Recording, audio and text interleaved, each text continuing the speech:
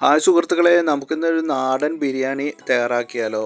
നാടൻ ബിരിയാണി എന്ന് കേൾക്കുമ്പോൾ ബിരിയാണിയുടെ തനതായ രുചി ഉണ്ടാവില്ല എന്നൊന്നും ധരിക്കേണ്ട. വീട്ടിൽ അധികം ചേരുവകളൊന്നും ഇല്ലാതെ നമുക്ക് സൂപ്പറായിട്ടൊരു ബിരിയാണി ഉണ്ടാക്കാം. ആദ്യം ഒരു കുക്കറോ അല്ലെങ്കിൽ കട്ടിയുള്ള ഒരു പാത്രം എടുക്കുക. നമുക്ക് ചിക്കൻ വേവിക്കാൻ വേണ്ടിയിട്ടുള്ള മസാല തയ്യാറാക്കാം. ഒരു 3/4 കിലോ ചിക്കൻ വേവിക്കാനുള്ള മസാലയാണ് ഇപ്പോൾ നമ്മൾ തയ്യാറാക്കുന്നത്. 1 ടീസ്പൂൺ മഞ്ഞൾപ്പൊടി, 2 ടീസ്പൂൺ കുരുമുളക് പൊടി, ആവശ്യത്തിന് ഉപ്പ്, ഇതാണ് ആദ്യം വേണ്ടത്. അതിലേക്ക് നമ്മൾ ചിക്കൻ ഇടണം. അതിന് മുമ്പ് കുറച്ചൊരു ബിരിയാണിയുടെ മസാലയ്ക്ക് വേണ്ടിയിട്ട് നമ്മൾ ചേർത്ത് പൊടിച്ച് വെച്ചിട്ടുള്ള ഒരു കൂട്ടുണ്ട്. അതിൽ തക്കോലം, ഏലക്ക, കറുവപ്പട്ട, പെരുംജീരകം, ഇതൊക്കെ ചേർത്തിട്ടുള്ളൊരു മസാല കൂട്ടാണ്. അതിൽ നിന്ന് 1 ടീസ്പൂൺ ഇടുക.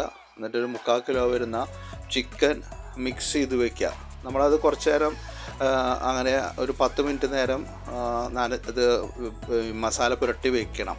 എന്നാലാണ്, കുറച്ച് വലിയ പീസുകളാണ്, അതുകൊണ്ട് അപ്പോൾ അതിലേക്ക് മസാല പിടിക്കണമെങ്കിൽ ഒരു 10 മിനിറ്റ് നേരം കുക്കറിൽ അടച്ച് വെറുതെ വയ്ക്കുക.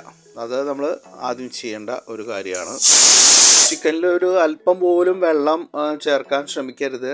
ചിക്കനിൽ ധാരാളം വെള്ളം ഉണ്ടാകും. അത് ഒരു ഒറ്റ വിസിൽ വന്നു കഴിഞ്ഞാൽ നമുക്ക് ഓഫ് ചെയ്യാം. ആ വേവുന്ന നേരം കൊണ്ട് നമുക്ക് ചെയ്യാവുന്ന കാര്യങ്ങളാണ് ഇതൊക്കെ. ഇഞ്ചി, ഒരു തള്ളവിരലിൻ്റെ വലുപ്പത്തിൽ വരുന്ന ഇഞ്ചി, ഒരു 5-10 അല്ലി വെളുത്തുള്ളി, പിന്നെ ഒരു 3-4 പച്ചമുളക്, ഇതൊക്കെ കൂടി ഒന്ന് മിക്സിയിലടിക്കുക. ആദ്യം ഇഞ്ചി ഒന്ന് ക്രഷ് ചെയ്തിട്ട് വേണം കേട്ടോ ബാക്കി 2 ഐറ്റം ഇടാനായിട്ട്. വളരെ നേരിയതായിട്ട് ഒന്ന് ചതച്ചെടുത്താൽ മതി. പിന്നെ അതിൻ്റെ കൂടെ ഒരു 2 സവാള, 2 തക്കാളി, ഇതൊക്കെ സ്ലൈസ് ചെയ്ത് വയ്ക്കുക. നമുക്ക് ആ നേരം കൊണ്ട്, ചിക്കൻ വേവുന്ന നേരം കൊണ്ട് ചെയ്യാവുന്ന കാര്യങ്ങളാണ് ഇതൊക്കെ.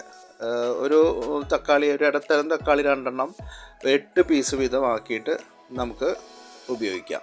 ഈ ചിക്കൻ വേവിക്കുന്ന നേരത്തോ അല്ലെങ്കിൽ അതിന് മുമ്പായിട്ടോ നമുക്ക് ചോറും അരി വേവിച്ച് വയ്ക്കാം. ബിരിയാണിയുടെ ഇതിന് ജീരകശാല അരിയാണ് നമ്മൾ ഇപ്പോൾ ഉപയോഗിച്ചിട്ടുള്ളത്. അത് വേവിച്ച് വയ്ക്കാം. അതൊന്ന് ചൂടാറി കഴിയുമ്പോൾ പൈനാപ്പിൾ എസൻസ്, ഞങ്ങൾ പൈനാപ്പിൾ എസൻസാണ് ഉപയോഗിക്കാറുള്ളത്. അപ്പോൾ ചിലർ ബിരിയാണിയുടെ എസൻസ് ഉപയോഗിക്കും, പക്ഷേ അതിനേക്കാളും ടേസ്റ്റും ഫ്ലേവറും വരുന്നത് പൈനാപ്പിൾ എസൻസാണ്. ഇതൊരു 2 ഗ്ലാസ് അരിയുണ്ട്. ഞാൻ പറയാറുണ്ടല്ലോ, ഞങ്ങൾ 2 പേരുള്ളൂ, 2 ഗ്ലാസ് അരിയുണ്ട്, എന്നാലും മിച്ചം വരും. അപ്പോൾ അത് ഈ എസൻസ് ഒഴിച്ചതിന് ശേഷം നന്നായി മിക്സ് ചെയ്യുക. നമ്മൾ കയ്യിലിട്ട് ഇളക്കരുത്. കലം കൊണ്ട് ഇങ്ങനെ കുത്തി ഇങ്ങനെ ചെതറി ഇളക്കി കഴിഞ്ഞാൽ നമുക്ക് കൃത്യമായിട്ട് അത് ഉടയാതെ കിട്ടും. ഇപ്പം നമ്മുടെ ചിക്കൻ വെന്ത് കിട്ടിയിട്ടുണ്ട്. ഞാൻ പറഞ്ഞില്ലേ, നേരത്തെ വെള്ളം ഒഴിച്ചിട്ടില്ലെങ്കിലും ഇഷ്ടംപോലെ വെള്ളം ഉണ്ടാവും. ഇനി അത് നമ്മൾ അടുത്ത സ്റ്റൗമ്മ വെച്ച് അത് വെള്ളം ഒന്ന് വറ്റിച്ചെടുക്കാം. അത് ഞാൻ ഇതിൽ കാണിക്കുന്നില്ല. പിന്നെ ഒരു പാൻ വെച്ച് അതിൽ വെളിച്ചെണ്ണ ഉപയോഗിക്കരുത്, ഓയിൽ ഉപയോഗിക്കുക. ഇതിലിപ്പോൾ ഞാൻ പാം ഓയിലാണ് ഉപയോഗിച്ചത്. വേറെ വനസ്പതിയോ എന്തെങ്കിലും ഉപയോഗിക്കാം. പക്ഷേ പലരുടെ ആരോഗ്യ പ്രശ്നങ്ങൾ കാരണം എന്താണെന്ന് വെച്ച് കഴിഞ്ഞാൽ അത് അവൻ്റെ യുക്തം പോലെ ഉപയോഗിക്കുക. ഇതിൽ പിന്നെ ആദ്യം കുറച്ച് പെരുംജീരകം ഇടുക. 1 സ്പൂൺ പെരുംജീരകം ഇട്ട് വറുക്കുക. അതിനുശേഷം സവാള ഇടുക.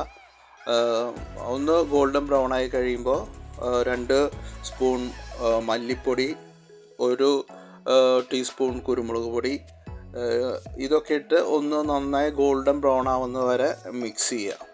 മിക്സിയെല്ലാം വഴറ്റിയെടുക്കുക. അത് ആ കളറായി കഴിയുമ്പോൾ നമുക്ക് തക്കാളി ചേർത്ത് ഒന്ന് വഴറ്റാം. അപ്പോൾ ഒന്ന് വെന്ത് കിട്ടാനായിട്ട് ഒന്ന് അടച്ചു വയ്ക്കുക. കുറച്ച് നേരം ഒന്ന് ഇളക്കിയിട്ട് കുറച്ച് നേരം അടച്ചു വയ്ക്കുക. അതൊന്ന് നന്നായി മിക്സ് ആക്കിയിട്ട് അടച്ചു വയ്ക്കുക.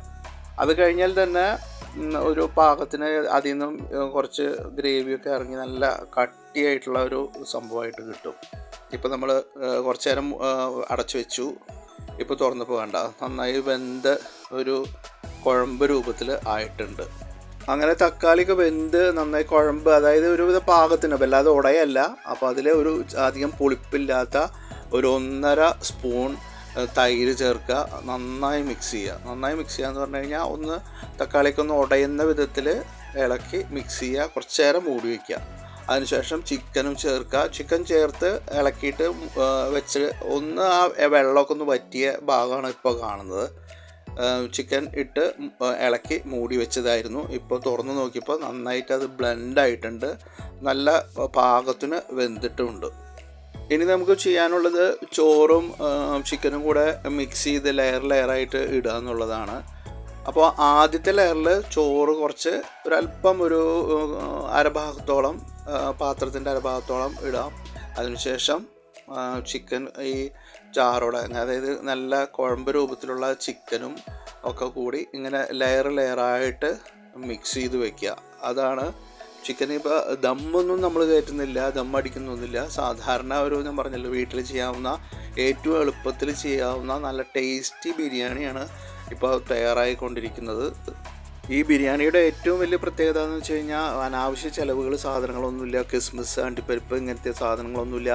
നെയ്യ് പോലും ഒരു തുള്ളി പോലും ഉപയോഗിച്ചിട്ടില്ല. അപ്പോൾ എല്ലാവരും ട്രൈ ചെയ്ത് നോക്കുക. നല്ല സൂപ്പർ ബിരിയാണിയാണ്.